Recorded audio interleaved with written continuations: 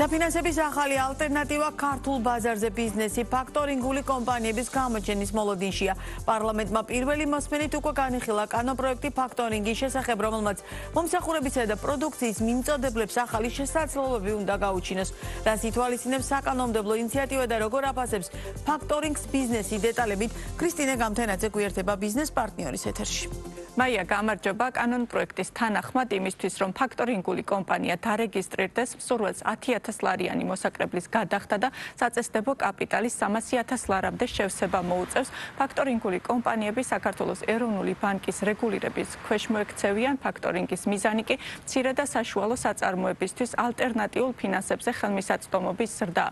ფაქტორინგის მეშვეობით მომსახურებისა და პროდუქციის მიმწოდებლებს შესაძლებლობა ექნებათ გარკვეული ფასდათმობის სანაცვლოდ საკუთარი დებიტორული დავალიანება ფაქტორინგულ კომპანიებს მიყიდონ, შედეგად კი პროდუქტის ან მომსახურების მიმწოდებელი კომპანიები ფაქტორის მიმწოდებლისგან თანხას წინასწარ აიღებენ, ხოლო სანაცვლოდ დებიტორულ დავალიანებაზე მოთხოვნის უფლებას დათმობენ. საბოლოოდ ფაქტორის მიმწოდებელი კი ანაზღაურებას იმ ხარისგან აიღებს, რომელმაც მომსახურება ან პროდუქცია ჩაიბარა.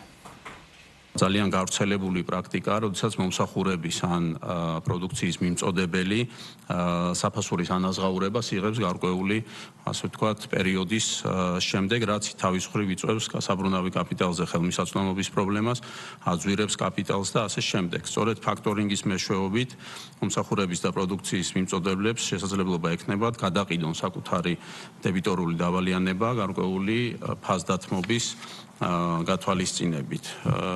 რეალურად მიმწოდებლის მიერ მოხდება დებიტორულ დავალიანებაზე საკუთრების უფლების ფაქტორისთვის გადაცემა, ანუ ფაქტორინგული კომპანია იყიდის ასეთ დებიტორულ დავალიანებას და მოვალე უკვე ანაზღაურებას განახორციელებს ფაქტორინგულ კომპანიასთან. მაგალითად, გამოცა ინვოისი დაუშვათ 30,000 ლარზე, რომელიც უნდა გადაიხადოს დაუშვათ 5 თვეში ყიდველმა და ამ 5 თვის განმავლობაში ამ გამყიდველს ექნება უფლება, რომ განათავსოს ეს ინვოისი ამ პლატფორმაზე და დაუშვათ გაყიდოს იაფად, გაყიდოს 27,000 ლარად და შემდეგ უკვე ფაქტორინგული კომპანია დაელოდება 5 თვეს და შემდეგ აიღებს, ანუ ეს შინაარსის არის და აქედან გამომდინარე, ახლა ეს უფრო ადმინისტრირების ნაწილი გამარტივდება, ანუ ცნობადობა უფრო გაიზრდება, შესაბამისად, რო გაუგებს მცირე და საშუალო ბიზნესი, ანუ რასარგებელი შეიძლება ქონდეს ამ სფეროს, ან ფულის ღირებულება დღეს უფრო განსხვავდება, ვიდრე ფულის ღირებულება მომავალში. სხვა ამას რო გაუგებს რა არის შინაარსობრივად, მე რა თქმა უნდა მოთხოვნა გაიზრდება.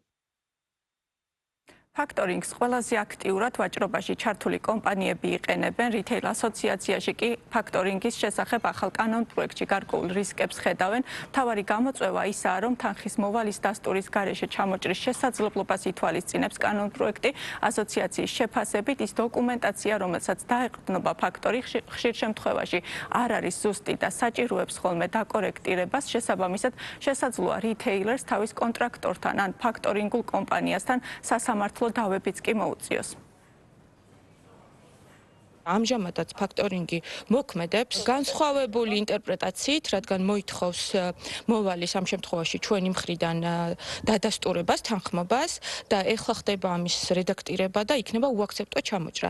ჩვენ ერთადერთი რაც ძალიან ასე ვთქვათ დაბეჯითებით ვთხოვეთ სახელმწიფოს იყო, რომ ფაქტორს ჰქონდეს ვალდებულება მოახდინოს აი ამ დავალიანების ოდენობის გადამოწმება მოვალესთან, იგივე რიტეილ სექტორთან. უბრალოდ შეტყობინებით წერილობითი შეტყობინებით და ასე შემდეგ, რომ შეძლოს რიტეილ სექტორმა გადამოწმება და დადასტურება ეს თანხა ნამდვილად ვალიდურია თუ არა. სულ მცირედი სხვაობაც რო იყოს აცდენაც, ეს უკვე პრობლემა შეუქმნის რიტეილ სექტორს, რადგან ხარჯები უნდა გაასწოროს და გამოიწვევს ბევრ ბიუროკრატიულ ფორმალურ უთანხმოებებს ერთმანეთში. ფაქტორინგის შესახებ კანონპროექტი საკანონმდებლო ორგანოს ჯერ კიდევ 2024 წლის აგვისტოში წარედგინა, თუმცა გასულ წელს მისი განხილვა და შესაბამისად მიღება არ მომხდარა.